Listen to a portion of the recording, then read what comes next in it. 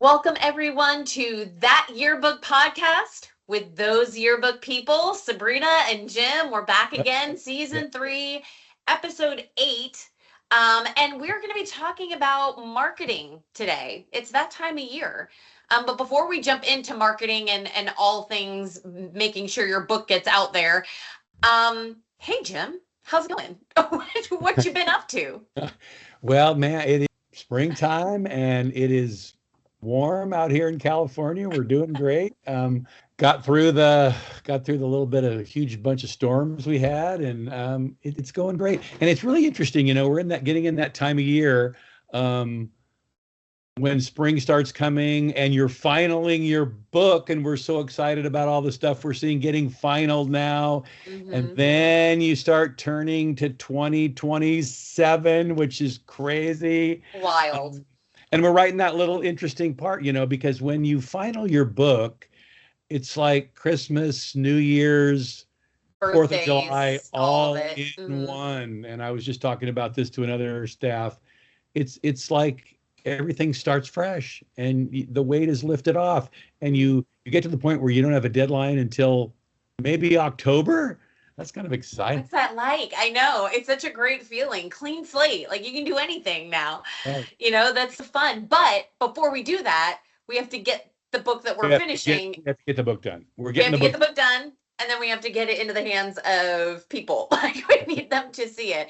That was always a thing. And I feel like for most people, marketing, selling the book is such a annoyance. It's like this thing that you have to do. And I'm trying to worry about making a great book. I don't want to have to also worry about selling my book or whatever. But really, if you're putting in all of this work, if you're creating something beautiful and timely and important for your student body, then part of our goal should be to get it in as many hands as possible. We want as many people to experience that as we can.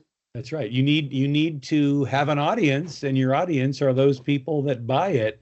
And the other thing is so interesting, challenging, is that it's different for every school at every place and time. Mm-hmm. You're going to have X number of people that are going to buy it, and then you have to target the ones that maybe are not normally don't buy it, mm-hmm. or ones that are reluctant buyers and they're close, but whatever. So. Mm-hmm.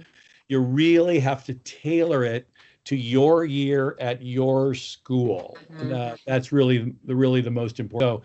So, you have to, from the get-go, and I think the most important thing, which you just mentioned, is you have to start early, mm-hmm. and you have to think like a marketer, not just like a yearbook creator.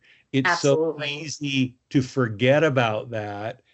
And if you forget about that, it creates that problem is your marketing becomes reactive, mm-hmm. not a plan that starts right from the beginning. So first of all, marketing should be something that you think about ahead of time and you start from the get-go. And I think this is also a word for all of you schools out there that don't have to sell your book. A lot of private schools and stuff don't have to sell their book. You still should be promoting your book. You should be promoting your program. You should be wanting people to be excited when the book comes out, So everything we talk about with marketing, even though, yes, a lot of schools were wanting you to get out there and sell your books, we also want you to promote your book. We want the work that you're doing to be celebrated. So even if you don't have to sell your book, a lot of the same stuff still applies, But you're right. We have to think like marketers and we have to start early. We don't want to wait until April now, to start going, hey, wait a second. Even though we're busy all year long, this really has to be priority. And if we wait until then, it does become reactive, right? If we wait until the spring, then it does become one of these things that we are like, oh my gosh, we haven't sold nearly as many copies as we thought we did, or as we did last year, or whatever. And now you're panic trying to push marketing. Really, the best kind of marketing is one that has a plan and that happens consistently over the course of the year, which means you got to start in the beginning and carry it all the way through, not just hit them when you think about it. Right. And you have to kind of know when your audience wants to buy. Are you going to have an audience that's really are you going to offer some incentives that you really make you sell a lot early on? Mhm. Or do you want to wait and sell more at the end? I mean, this is not good marketing, but we sold a ton of books at the end. We had sort of an irresponsible student body, and we'd make a lot of money selling them at a high price. But that was a tightrope most of us don't want to walk. Yeah, it You gets want to know scary. you want to know that you're going to sell every book that you have. So Mhm. that's really important. And so right from the get-go, you have to think like a marketing team. Do you have a marketing manager who's tracking this, who'll come up to say, and, Miss Cady, we've only sold 300 books. That's not good. What are we going to do to bump it up? And then I also think what really comes into play here is your social media uh, game, whatever your strategy for social media. How are you going to promote the book throughout the year on social media and drive them to Yearbooks Forever or however you're selling it online to make them want to buy it throughout the year and reminding them when they haven't. Yep. And I think that's crucial. And having a student, like you said, having a marketing manager, having a student or even a group of students that is in charge of this, advisors, don't put this all on your plate. Like, you are trying to Oh, manage too many things to have to remember to post all the time and make posters and, do the whole 9 yards. This is something that a group of students should be in charge of, and let them create a marketing calendar. So not only do you have a plan, but you have a plan that reaches all your audiences. So that's not just students, that's also parents, that's also people in the community, teachers, like all of those groups that you want to market to. And then also varies how you market. So sometimes it is going to be posters, sometimes it is going to be social media. Those things might be consistent, but then you might do something at a Friday night football game. You might do a raffle or something like that around a holiday. There's a lot of different things that you can do to market, and making sure that marketing is balanced throughout the school year so that you're keeping people on your toes and they're not getting bored with what you're putting out there. That's where your marketing team can come into play. and it's really all about, for me, it's all about FOMO. You know, are you gonna Jim be Jim hates having FOMO. I Hates it. I'm the king of FOMO, The king of FOMO, for and so sure. I don't want to miss out. I want to be there. I want to know what's going on. And that's really kind of, I think, a foundational idea for your social media, at least, is you want to get people afraid if they're going to miss something. And so you have to sell it like you got to see your picture in there. You got to remind yourself of the great things that happen throughout the year. And you can even do, I'm seeing a lot of great videos that staffs are doing, a little man on the street kind of thing. Have you bought your Mm-hmm. yearbook? You're going to miss out. We know we're covering this, and you got to get it. And it makes me want to buy their yearbook too. I Yes. sit out on their yearbook. And then just in that same vein, the other part of when you are creating these marketing things, when your students are looking at that, a lot of times what I see out there is buy your yearbook, buy your yearbook. You have a bunch of yearbook, buy your yearbook. And in what marketing do we see out in the world where they say buy Doritos, buy McDonald's, Oh, but they don't do that. That's not how you market. That's not how you appeal to people. You really got to appeal to the why. Why do they want this? Why should this be important to them? Where's the value in this product? And if you can center your marketing around that, I mean, I had a school years ago that they did a really great job of marketing. I would almost call it like micro marketing. They were marketing to mm, specific teams on campus and clubs. So okay. once they took pictures at a specific game, like a soccer game, they would post some of those pictures of the soccer team and then call out the girls soccer team on, hey, look at these pictures we got. We captured this, blah, blah, blah. We're putting this together for you. Like, they would just create some value there. So it was specifically targeting that group and not the masses, but they weren't just saying buy it. It's not just buy your yearbook. It was much more focused than that. And I thought that was always way more powerful. Yeah, it makes you want to be a part of having one, Yes. rather than just someone telling you spend your money. Do it. No, Nobody no, likes being told what to do. no. I don't like Nobody Nobody likes that. And we're talking, a little bit about the different kinds of messaging you might do to all the different audiences. We at Walsworth have a whole bunch of great resources that you can tap into to help you with this marketing process. So make sure you look and find out what those are all about. And I know y'all are out there, like Jim mentioned, social media.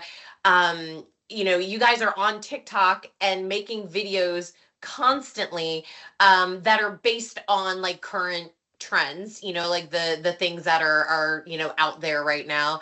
And so I love seeing that you're capitalizing on those trends to try to get people's attention. Find moments in there where you're not just appealing to students, but maybe you're appealing to parents. Like maybe it's not just about the FOMO and being in the book, but maybe it's about this milestone. It's about commemorating this for your student, and they're going to graduate at some point, and they only have these couple years of high school or middle school like in their life, and really appeal to parents, because that's a whole different demographic. Now you might have to get on Facebook for that. No, but you can still do it. No, that marketing to parents is huge, because we would always sell, the old table days, when you had a table at registration, we would always sell 75 to 100 books to parents of freshmen who had this idea that it's high school now, it's going to be different. Maybe they weren't engaged in school that much, but now that they're in high school, they're going to want a yearbook. And we'd sell them to kids that I don't think really ever picked them up or wanted them as much, but the parents wanted them. The parents did. And so they might not want them now, but they're going to want them later. And then and maybe that's how you present that to parents. Like they may say that they don't want it now, but they're going to want it later. Get it for them. You know what I mean? Like appeal to that to parents. They're the ones, generally speaking, that are paying for the book. So go straight to the source and make that easier. So we have another kind of marketing we love to call guerrilla marketing. Sabrina, what is that? What is guerrilla marketing? It's just all the it's not your general stuff. It's like thinking outside the box kind of marketing. So I don't know if you guys have seen these like little notes.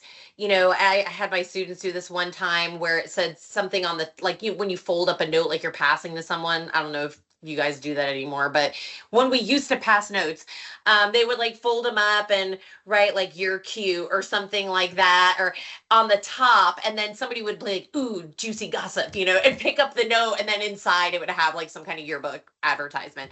That's guerrilla marketing. It's all that random stuff. Sidewalk chalk. I mean, one year during open house, I put one of my yearbook kids in our mascot costume, and we made a sandwich board with yearbook information on it. And I had her walking around with a bell through open house, handing out yearbook flyers and stuff we try anything. Who knows what'll work, what'll get attention. One year we had the staff, they built a giant camera out of cardboard. I mean, it looked so cool. And we had one guy on the staff, he was a little bit, socially awkward. He loved to put on that camera outfit. There's always the one. Around campus. And so I did sell a lot of yearbooks, because he was saying, hey, here it is. Remind yourself. Because a lot of it is you have to remind people 4, 5, 6, 10 times that it's time to buy your yearbook. It is you do kind of have to be sometimes almost a little on the annoying side, just when you're I think we've bothered them enough, no, keep doing it because you need to. I remember hearing that somewhere about journalists, that you kind of have to be a little obnoxious, you just in journalism in general. And it's same thing goes for when you're marketing your product, you really do have to continuously put stuff out in front of people so they see it all the time. I don't know if you guys sign up to get a discount at a store online, and then they make you put in your phone number, and then you get text messages for the rest of your life, from that. And sometimes I'm getting 2 or 3 a day, and I'm please stop the madness. I could just unsubscribe, but that feels harder than just deleting them. Right. And that too. But the point is they are relentless, right? They're going to keep putting that out there, keep putting it in front of you, because at some point there might be something that hits and makes you go, ooh, maybe I'll click on that. Maybe I'll buy something today. So you have to be consistently putting that word out in front of students and in front of parents and the community, to the point of probably being slightly annoying, but in a fun way. Well, let's talk about some common marketing mistakes that Hmm. people make, what would be one? I would say one common marketing mistake would be probably not knowing your audience, like not knowing who you're really marketing to, or for example, like just because we say students or parents doesn't mean that we know our students and parents. Doesn't mean that the students and parents at your school are the same as the student and parents at my school. And so you kind of need to know what appeals to your student body, what things they find important, what things that are in the yearbook that really might appeal to them. Same thing to parents. Like what is important to parents in your community? What things that are you doing in the book that might appeal to them as well? So I think knowing your audience is a big one. And I think gatekeeping the book too much is part of the problem. So when I know some people still don't like to share their cover or their theme until the book comes out, but people need to see what they're buying. Like they need to know what that product is. I will never buy something without looking at it first. Sometimes I don't even like to buy things online when it won't let me zoom in on the picture. Like I click on it and it won't let me zoom in close enough. I'm like, I don't know. So we need to see what we're purchasing, and that might be revealing the cover, that might be revealing some photos that are going to be in the book, that might be teasing out some spreads or some content, Yeah. something that gives the audience a reason to want to buy it so they feel more comfortable with the product they're purchasing. A couple of mistakes I would say is not being relentless with your marketing, not Hmm. starting early and keeping going, month after month, week after week, whatever, but keep promoting your product. And then another one, a big one, is kind of having this arrogant attitude of, well, it will sell itself. It doesn't. In the old days, maybe that was true, or maybe if you're like a private school and everybody has lots of money, but I think you have to get it out there in front of people and saying, you have to have this. Here's why you're going to miss out if you don't get it. And even then, even if you are in those circumstances, because there are those schools that are going to sell their copies, and put in minimal effort, and that's fine. Like, I get it. But that is the exception to the rule for sure. But even then, I go back to what I said earlier. You want to promote your book because you need people to help submit pictures. You need people to maybe purchase ads. You need people to be excited about doing an interview for the book. You need them to want to feel like they are a part of building that book, whether it costs them money or not. We still need that support to just create the book. So promoting it all the time, whether you need to sell it or not, I think is huge. Another thing on that same vein, I think would be not making it easy for people to buy. So if you tell people to buy the yearbook, but you don't tell them where to go, you're not giving them what the price is, so on and so forth. I think you got to make it as easy as possible. So putting out QR codes that link to your site or to yearbookforever.com, however you're having them purchase the book, making sure that stuff is readily available and easy for people to access. If you tell people to go to the site, they'll probably go, okay, yeah, sure, I'll go. And then they'll never think about it again. But if you send them the link, or if you put a QR code where they can scan it and just pull it up right then and there, much more apt to make that purchase. It's that, and it's the coming together of the parent and the kid too. The kid's going to want it, but it's going to be the parent that has to look at the website and put the information in. So Yeah. the more the parent knows all the information about where it is, oh yeah, I heard about that. They gave us a QR code at the PTA meeting. They sent us notes at home. I've heard about that. That's legit. I'll put my information in there and get the book. So it Yeah. really is this two-prong. You got to get the kid excited and get the parent knowing about it so they'll be willing to open up their pocketbook and pay for it. And one other thing I'll throw in there too, something I used to really harp on my schools as much as possible is even looking at how you present the cost to parents. Mhm. I know a lot of times, like we try to create some urgency, which is a good thing. We want to create urgency in buying the book. Like we want them to feel like they need to buy it like today. Um, but a lot of times when we're trying to create that urgency, we'll say like, hey, price is going up, so buy it now. And the price goes up like $5. And you're like, okay, well, then I'll pay the $5 and buy it later. That's not enough to really create that urgency. But what I've noticed is if you say it's like, $70 and the price is going up to 75 or 80, not enough. But if you reverse it and say, hey, at the end of the year, our book costs $80, but it's on sale right now for 50, at the beginning of the year. If you tell them what the end of the year price is going to be, and then you tell them what you're starting at, now that's a gap. That might be $20, $25, $30 in between, however you choose to scale your pricing. So if you reverse it, I would buy then, because then I feel like I'm really getting a deal. Like if this is all about shopping, something I'm very well versed in. I know what appeals to me. So if I'm getting a bargain, that's when I'm going to be like, oh yeah, I want to take advantage of that. Hey, one last thing we haven't talked about on our training video, which is coming up soon. We have one and only Kathy Beers, who is the marketing maven, the queen of sales, the wonderful ideas. And so we're just kind of talking away, but she's the expert. She is the expert. Marketing maven. I mean, just like, let's have a moment for that. That is lovely. I am impressed. Jim's bringing it today. So you will love hearing from Kathy. I mean, I learned stuff from her. I want to buy her yearbook. Yes. She has so many great ideas. I'll never forget when she introduced the famous football fans, where they would have little hand fans that they'd give to parents that showed them how to get the yearbook. So we got a great one, a great training video coming up here with Kathy Beers. So make sure you and your students watch it and learn from it and sell those books. Yes. We want to sell out every year and increase and book counts every year, so more people can see your amazing work. That's right. Get that beautiful book into as many hands as possible. Thank you for tuning in to That Yearbook Podcast. Be sure to subscribe and leave us a review on your preferred platform. Happy yearbooking!